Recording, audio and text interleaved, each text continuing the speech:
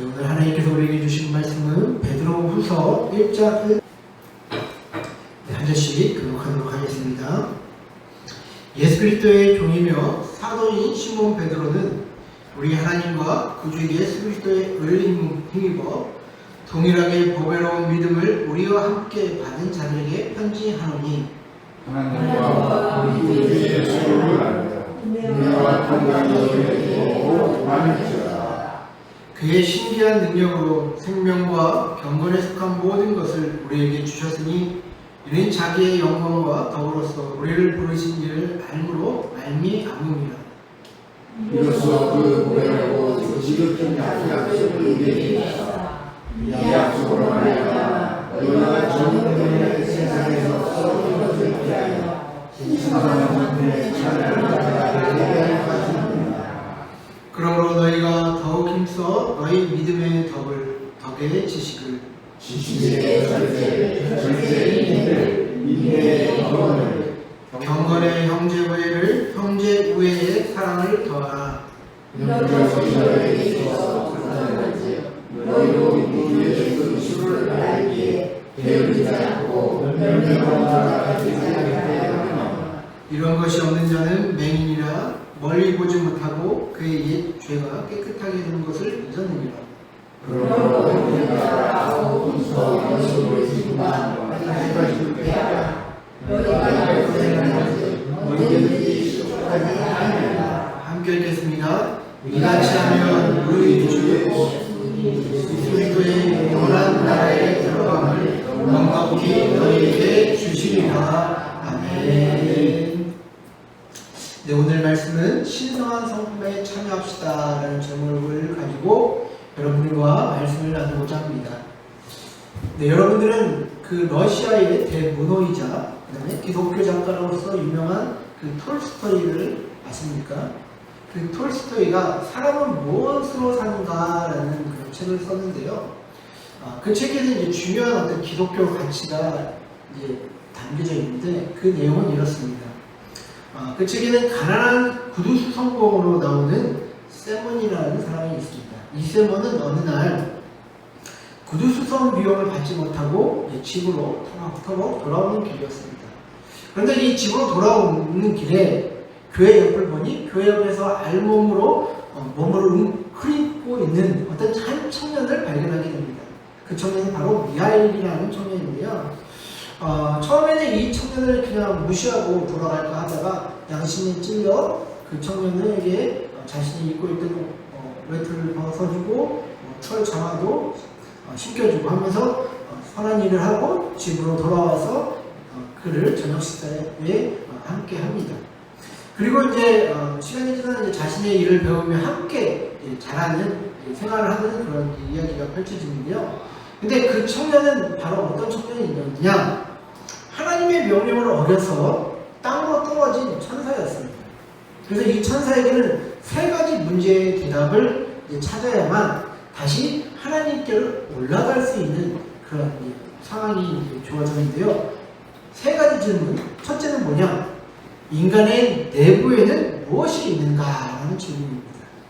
그리고 두 번째는 인간에게 허락되지 않는 것은 무엇인가라는 질문이고요. 또 세 번째는 사람은 무엇으로 사는가라는 이 세 가지 질문이 그 천사에게 주어졌던 것이죠. 여러분에게는 인간의 내면에는 무엇이 있다고 생각을 하십니까? 이 천사는 처음에 이제 세몬의 집에 갔을 때 그것을 발견하게 되는데요. 갑자기 낯선 사람을 데리고 오니까 이 세몬의 부인이 어떻겠습니까? 난리를 치겠죠. 막 잔소리하고 막 안 좋은 이야기도 하지만 이내 그 세몬의 부인이 자신을 보고 이제 불쌍한 생각이 들어 이제 돌봐줘야겠다는 그런 마음을 갖게 됩니다. 그리고 이제 사람으로서 식사를 대접하는 것을 보며 이 천사가 깨닫게 되는 것인데요. 바로 인간 내부에는 바로 사랑이 있다는 것을 깨닫게 됩니다. 그리고 그 사랑의 모습에서 미하일 그 천사는 하나님의 모습을 발견하게 되었다라고 이야기를 하죠. 그 다음에 천사는 이 두 번째 질문, 인간에게 허락되지 않는 것은 무엇인가 라는 질문에 대한 해답을 한 귀족을 통해서 발견하게 됩니다. 자, 이 귀족은 무엇이냐? 자신이 이제 세론과 함께 이제 구두 수성공으로 함께 있었는데 어떤 귀족이 이제 찾아옵니다. 그리고 어떤 귀중한 가죽을 자기들 앞에 던져주면서 이렇게 얘기합니다. 자기가 1년 동안 닳지 않고 모양이 변하지 않는 신발을 만들 수 있으면 만들어라. 만약에 못 만들면 너희들은 감옥이라도 보낼 것이다 라고 하면서 으름장을 놓습니다. 그래서 그런 어떤 협박 아닌 협박을 받고 이것을 어떻게 할까 하다가 그래도 그 세론이 미알리의 어떤 실력을 믿고 그 주문을 받아요. 그런데 이제 이 귀족이 나중에 돌아가는 길에 사고를 당해서 죽게 됩니다. 당시 사회에서는 이제 죽음을 맞이한 자들에게는 슬리퍼를 신겼다라는 그런 정례 문화가 있었다고 해요. 그래서 그 귀족은 1년을 신을 장화가 필요한 것이 아니라 오늘 죽음을 맞이할 그 슬리퍼가 필요했다라는 것이죠. 그래서 천사는 이것을 보면서 깨닫게 되는 것, 인간에게 허락되지 않는 것이 무엇인가에 대한 질문은 자기 육체에 진짜 무엇이 필요한가를 아는 지식이 없다는 것을 알게 되었다라는 것을 깨닫게 됩니다. 자, 마지막으로 세 번째 질문은 무엇이죠? 사람은 무엇으로 사는가라는 질문에 한 부인이 입양한 그 어린 여자아이들 둘을 보면서 이 천사는 깨닫게 됩니다. 본래 천사는요, 이 쌍둥이 신엄마의 영혼을 취해오는 것이 하나님의 명령이었습니다. 그러나 그녀가 자기가 죽으면 이 나머지 딸들은 자기가 어떻게 키울 수가 없기 때문에 제발 내 영혼은 거둬가지 말라고 이렇게 하소연을 했거든요. 그래서 이 천사가 그 아픔 때문에, 그 안타까움 때문에 하나님의 명령을 거부했던 것입니다. 그래서 이렇게 떨어졌는데 그런데 그런 염려에도 불구하고 다른 여자가 이 쌍둥이를 잘 키우는 것을 보면서 이제 마지막 문제가 해결되었다는 것을 이야기해요. 그래서 결론이 뭐냐? 모든 사람은 각자의 일을 걱정하고 애씀으로써 살아가고 있는 것 같지만 결국엔 사랑에 의해 살아가고 있다는 것을 깨닫게 된다는 것이죠. 사랑의 마음으로 가득 차 있는 자는 하나님의 세계에 살고 있는 자들이며 하나님이 그 사람의 내부에 계시다라는 것이죠. 그것을 깨닫게 됩니다. 왜냐하면 하나님은 사랑이시기 때문이다라는 것이죠. 이렇게 인간은 자신의 진짜 필요가 무엇인지 알지 못하는 자들이지만 하나님이 그 공유해 주신 그 사랑을 통해서 살아갈 수 있는 존재임을 우리에게 들려주는 소설이 이 사람은 무엇으로 사는가라는 그런 톨스토이의 어떤 소설이 아닌가 싶습니다. 여러분, 우리 인간은요 모두 아담의 죄로 인해 타락한 자들이라고 우리는 성경에서 배웠잖아요. 그러나 우리가 예수 그리스도를 통해서 구원받은 자들은요 그 하나님의 성품을 더욱더 물려받을 그 자격이 있다라고 성경에서는 또 이야기합니다. 특별히 오늘 본문에서 베드로가 말하고자 하는 바도 바로 이 문제에 대한 것입니다. 바로 하나님의 신성한 성품에 참여할 수 있는 자격이 타락했지만 구원받은 우리들에게 주어져 있다라는 것이죠. 그런데 지난 세일 동안 우리들은 이 내적인 성장의 어떤 열매를 잊어버리지 않았나 싶습니다. 왜냐하면 우리가 외적인 성장만이 어떤 하나님의 축복과 열매라고 생각했기 때문이죠. 이제 우리의 목표가 외적인 성장에서 멈추는 것이 아니라 이제는 내적인 성장에 눈을 돌려야 할 때라고 생각합니다. 그래야만 우리의 왜곡된 신앙이 제대로 된 방향으로 나아갈 수 있기 때문이죠. 자, 여러분들에게 한 가지 묻겠습니다. 우리 신앙생활의 목표가 무엇이라고 생각하십니까? 신앙생활의 목표가 있어야 될까요? 그죠? 우리가 예배드리고 하나님 말씀을 공부하며 기도하고 이렇게 복음을 전하고 이렇게 하는 것들이 어떤 그런 목표가 무엇이다라고 여러분들 생각하십니까? 저는 이렇게 이야기할 수 있을 것 같습니다. 바로 하나님의 형상의 회복이 우리의 목표가 되어야 한다라는 것이죠. 여러분, 사람은 하나님의 형상으로의 회복이 필요하고 만물도 창조의 때의 상태로 회복되어야 함을 성경에서 이야기하고 있습니다. 세상 과학은요, 사람은 그냥 우연에 의해서 진화된 산물이다 라고 이렇게 이야기합니다. 그러나 성경은 사람이란 하나님의 형상으로 창조된 창조물이다라고, 이렇게 피조물이다라고 이야기를 합니다. 하나님의 형상으로 창조된 이 사람은 땅을 잘 다스리라는 하나님의 명령을 받아 이 세상을 살아왔습니다. 그러나 아담이 선악과를 따먹음으로써 모든 것이 이제 엉망이 되었다는 것이죠. 아담의 자리는 사탄이 빼앗게 되었고, 사람의 삶은 고난과 고생, 궁핍 속으로 들어갈 수밖에 없는 존재들이 되는 것이죠. 특히 타락한 마음은 하나님의 빛에서 점점 멀어지게 되었고, 인간의 생명은 그때로서 끝이 나게 된 것입니다. 그러나 하나님의 사랑으로서 예수님을 보내주셔서 우리를 죄의 굴레를 벗어나게 하셨다는 것이 성경이 이야기하고 있는 바 아니겠습니까? 그래서 그 궁극적인 목표는 우리에게 허락하신 그 하나님의 형상의 회복을 우리에게 알려주는 것이 창세기부터 요한계시록까지의 이야기고, 우리의 신앙생활의 목표가 바로 하나님의 형상으로 회복되어야 합니다라는 것을 말씀드리고 싶은 것입니다. 그래서 오늘 본문 3절과 4절에서 이야기하죠. 그의 신기한 능력으로 생명과 경건에 속한 모든 것을 우리에게 주셨으니 이는 자기의 영광과 덕으로서 우리를 부르신 이를 알므로 말미암음이라. 이로써 그 보배롭고 지극히 큰 약속을 우리에게 주사 이 약속으로 말미암아 너희가 정욕 때문에 세상에서 썩어질 것을 피하여 신성한 성품에 참여하는 자가 되게 하려 하셨느니라. 자, 여기서 보시면요, 하나님의 신기한 능력으로 생명과 경건에 속한 것을 우리에게 이미 주셨다라고 이야기를 합니다. 그리고 그 전제로는 우리를 부르신 이를 아는 것, 그리고 하나님과 예수 그리스도에 대한 그런 친밀한 지식을 우리에게 이미 주셨다라는 것을 이야기한다라는 것이죠. 그래서 우리는 대상이 분명해야 된다라는 것입니다. 우리가 무엇을 알기를 원하냐? 하나님과 예수 그리스도에 대한 그런 친밀한 지식을 알기 위해 우리는 나아가야 한다는 것이죠. 이슬람에도 불교에도 없는 그런 가치와 진리가 예수 안에 있다는 것입니다. 저와 여러분들은 먼저 그 대상을 분명하게 설정해야 하고요. 그 다음으로는 그 보배롭고 지극히 큰 약속을 우리에게 주셨다라고 약속을 하십니다. 여기서 말하는 그 보배롭고 지극히 큰 약속이 무엇입니까? 바로 신성한 성품에 참여할 수 있는 약속이다라는 것입니다. 여러분, 그래서 이게 정말 놀랍고 영광스러운 하나님의 약속이다, 하나님의 말씀이다라는 것이죠. 하나님이 거룩하신 것처럼 그의 자녀들도 거룩해지고, 하나님이 영광스럽고 덕스러운 것처럼 성도들도 다 그렇게 될 수 있다는 것입니다. 그리스도의 진정한 모습은 이처럼 그가 얼마나 하나님의 형상을 회복하느냐에 달려 있는 것입니다.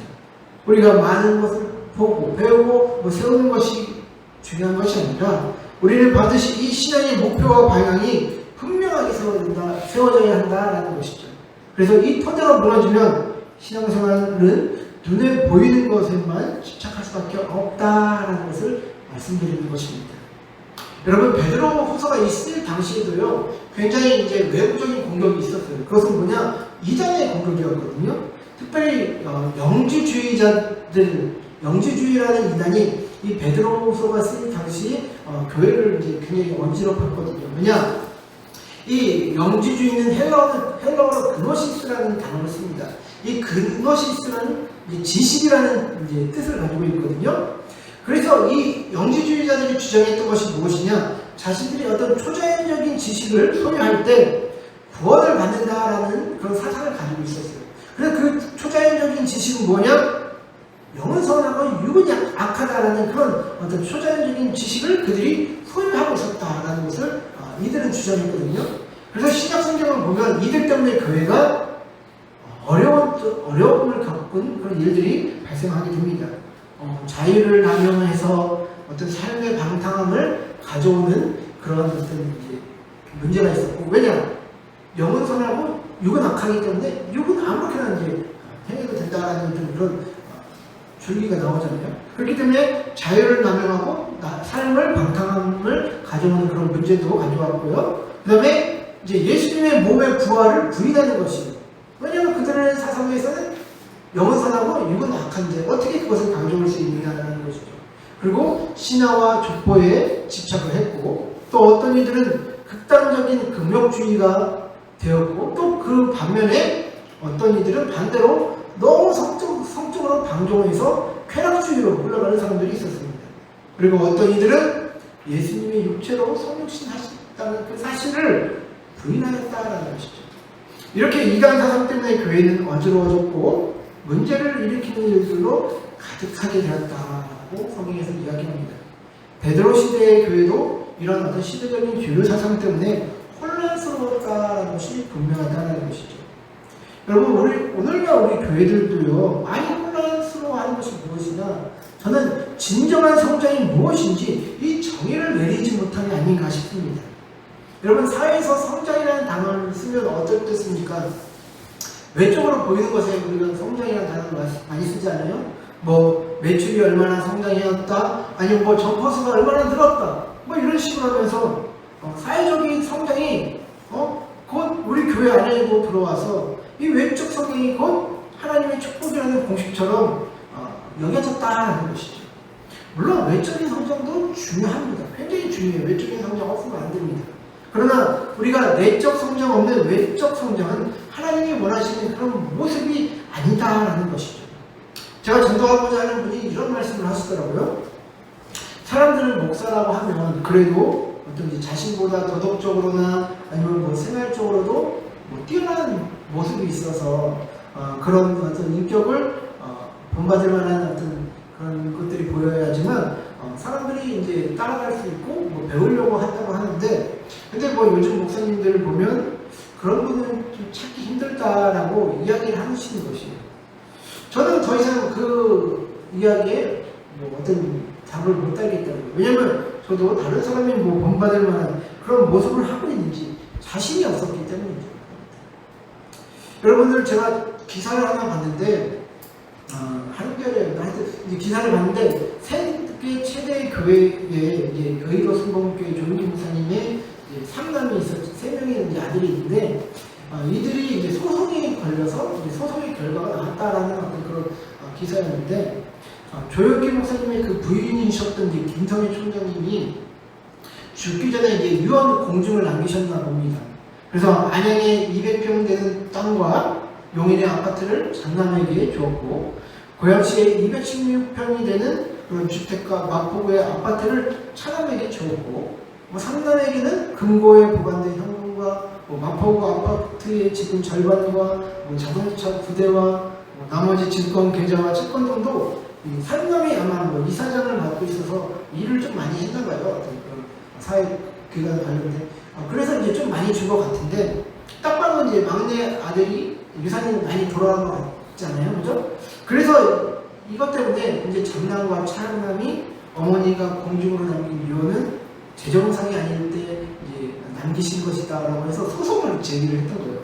결국 이제 1심에서 유언 공중은 유한 것이다라고 문제없다라고 해가지고 그 어떤 판결이 났다는 그 기사를 보게 됐는데 좀 마음이 아프더라고요. 왜냐면 조영기 목사님처럼 이제 그렇게 식사를 열심히 하고 그냥 정말로 기래성 같은 그 목사님이 업적을 그렇게 남겼는데 나머지 자녀들이 그런 모습을 보이니까 참 안타깝잖아요. 우리가 자녀 교육은 장담할 수 없는 것이라고 하지만 이런 기사들을 볼 때 정말 좀 허탈한 것은 사실입니다. 세계 최대의 목사님의 자녀들, 저러는데 우리가 문제될 게 뭐가 있어? 라고 할 수 있지 않겠습니까? 그래서 우리는 정신을 차려야 한다는 것입니다. 하나님의 뜻이 담긴 말씀이 오늘날 우리에게 무엇을 요구하는지 말입니다. 여러분들, 사람들은요, 죄인에게 은혜를 주셔서 구원케 하신다는 말씀을 믿습니다. 그래서 구원에 관한 말씀은 엄청나게 관심을 많이 가져요. 또한 사람들은 어떤 사람은 성경의 어떤 치유와 기적을 믿습니다. 그래서 치유와 기적에 관한 말씀을 또 엄청 많이 파고들어요. 또한 하나님이 기도에 응답하시는 분이라는 것을 또 믿습니다. 그래서 기도에 목숨 걸며 관심을 많이 갖습니다. 그러나 하나님의 성품을 닮을 수 있다는 말에는 다들 시큰둥한 것 같아요. 하나님의 성품을 닮으면 삶의 손해가 찾아올 것 같은지, 하나님의 성품을 닮으라고 하면 별로 관심을 갖지 않는다라는 것이죠. 저는 그게 너무 이상한 것입니다. 하나님을 닮으면 그 영광스럽고 복된 말씀에 귀를 기울이지 않는다라는 것이죠. 성경 곳곳에는 그에 대한 말씀이 있는데 우리는 다 말씀을 자기 원하는 대로 취하고 있지 않은지 다시 한번 돌아보게 됩니다. 이렇게 외적인 성장에는 그렇게 목을 메면서 하나님이 원하시는 내적인 성장에 무관심한 태도는 우리의 신앙이 얼마나 얄팍한 수준에 있는지 보게 됩니다. 내적인 성장이 없으면 외적인 성장도 없고, 내적인 성장이 없으면 우리의 믿음도 흔들리기 때문이죠. 그래서 우리는 하나님의 성품에 참여하라는 이 베드로 사도의 요청에 주의 깊게 살피며 말씀을 바란다라는 것이죠. 오늘 5절과 7절 말씀을 보시면요. 그러므로 너희가 더욱 힘써 너희 믿음의 덕의 지식을, 지식의 절제를, 절제의 인내를, 인내의 경건의 형제 우애를, 형제 우애의 사랑을 더하라 라고 말씀하십니다. 자, 베드로 사도는 우리가 믿는 믿음 위에 덕을 쌓고 또 지식과 절제와 인내와 경건과 형제 우애와 사랑을 힘써 추구할 것을 권면하는데요. 자, 특별히 여기서 강조하고 싶은 단어는 7절 말씀을 보시면 더하라라는 말씀입니다. 이것은 이제 헬라어로 에피코레게사테라는 이제 단어인데요. 이제 공급하라라는 이 명령을 하는 그런 단어입니다. 베드로는 환난과 핍박 또 이단의 어지러운 사주에 맞서서 성도들에게 이러한 덕목들을 자신의 영혼에 공급하기를 힘써라라고 얘기하고자 하는 것입니다. 여러분들, 우리가 예수님에 대한 믿음이 있는 사람은요, 예? 믿음의 삶을 시작하면서 이것저것 조심하게 되지 않습니까? 또 한 번씩 더 생각하게 되지 않습니까? 잘 안 되지만 말씀을 실천하려고 합니다. 그러다 보면 삶의 덕의 모습을 갖추게 된다는 것이죠. 덕이 있는 사람은요, 그래서 무엇이 옳고 그른지를 이제 분별하며 판단하며 이제 생각하게 됩니다. 그러다 보면은 지식이 생기기 마련이죠. 그런데 이 지식이 생기면 자신도 모르게 우리가 가리키려고 하는 그런 습성들이 있습니다. 그럴 때 이 지식은 어느 때 말해야 되고 어느 때 말해야 되지 않는지를 또 배우게 되죠. 그럴 때 절제가 생기는 것이고, 또 절제를 하다 보면 당연히 인내가 생기는 것이고, 또 인내를 통해서 우리의 경건한 삶의 모습이 드러나게 되고, 그렇게 경건한 삶에 살다 보면 타인이 눈에 들어오게 됩니다. 타인이 어떤 삶을 돌아보게 되고, 그렇게 이웃사랑을 추구하다 보면 우리가 하나님이 우리를 사랑하셨던 것처럼 우리도 서로 사랑의 그 단계까지 나아갈 수 있다는 것을 오늘 베드로는 이야기하고 있는 것이죠. 결국 이 모든 것들은 하나님의 성품을 닮아가려는 자들에게 형성되는 내적인 열매이다라는 것입니다. 누가 강요해서 되는 것이 아니라 하나님을 사랑하는 자들에게 당연히 나타나는 그런 내적인 열매들이다라는 것이죠. 그래서 바울은 고린도전서 12장 31절에서 이야기합니다. 너희는 더욱 큰 은사를 사모하라. 내가 또한 가장 좋은 길을 너희에게 보이리라 라고 말합니다. 여러분, 여기서 이야기하는, 바울이 이야기하는 더욱 큰 은사가 무엇이라고 생각하십니까? 고린도전서 13장에 무슨 이야기가 나오죠? 예, 사랑 이야기가 나옵니다. 사랑자. 바로 사랑을 이야기하고 있는 것입니다. 인간적인 사랑이 아닌 하나님이 우리를 사랑하셨던 그 사랑 말입니다. 저와 여러분들 모두, 저도 너무 부족해요. 저도 하나님의 사랑이 없어요. 그래서 이 사랑을 추구하며 살아가야 해요. 연약하고 부족하지만 이 사랑을 추구하며 살아갈 때 우리가 하나님의 형상으로 창조되었던 그 형상이 회복될 수 있다는 것입니다. 하나님의 성품이 우리의 내적인 열매가 되어 우리 안에 하나님의 형상이 다시금 회복될 수 있다는 것입니다.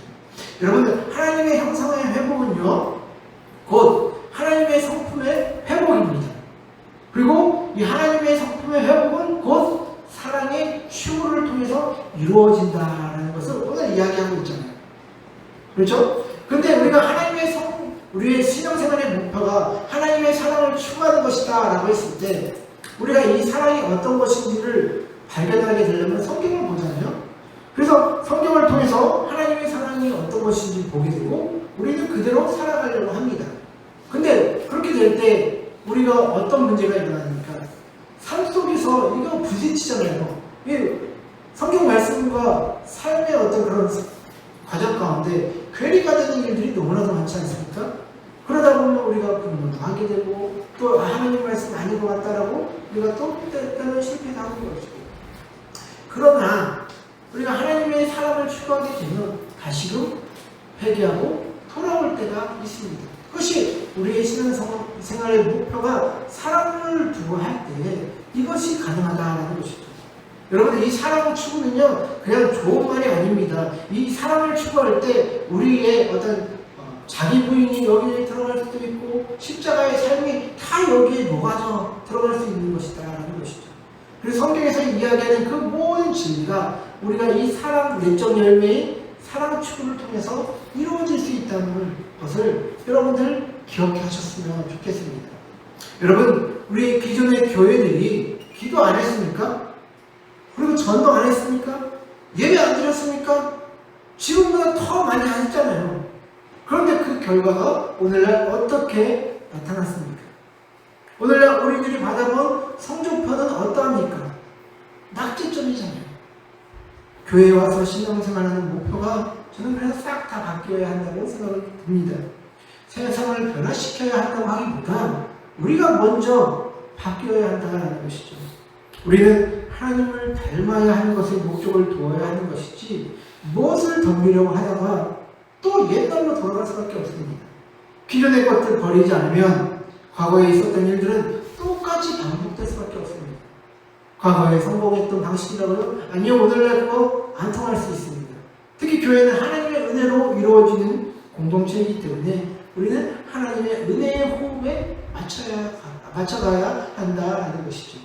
그렇게 기도하며 우리가 나의 것을 내려놓고 하나님의 은혜로 채우는 시간이 필요한데 그것이 바로 지금 이때야라는 것이죠. 사랑하는 성도 여러분, 우리의 신앙생활의 목표는 무엇입니까? 우리의 내적 열매는 무엇이 맺혀져 있습니까? 사랑은 하나님의 사랑을 추구하며 살아가야 합니다. 특별히 그리스도인들에게는 신성한 성품에 참여할 수 있는 그런 복이 우리에게 허락되어 있다고 오늘 베드로는 말씀하고 있습니다. 여러분, 우리가 사랑을 추구하며 살아갈 때 하나님을 닮게 되고 그 하나님이 우리 안에 온전히 거하실 수 있기 때문이죠. 저는 이 진리를 여러분 모두가 받아들이시고 곰곰이 우리의 삶의 모습을 돌아보게 되신 저와 여러분들 되시기를 바랍니다. 저도 너무 부족하지만 우리가 이 신앙생활의 목표가 하나님 사랑 닮아가는 것이라는 것을 우리가 바라보시고 신앙생활을 하게 되는 저와 여러분 되시기를 주의 이름으로 간절히 축원드립니다.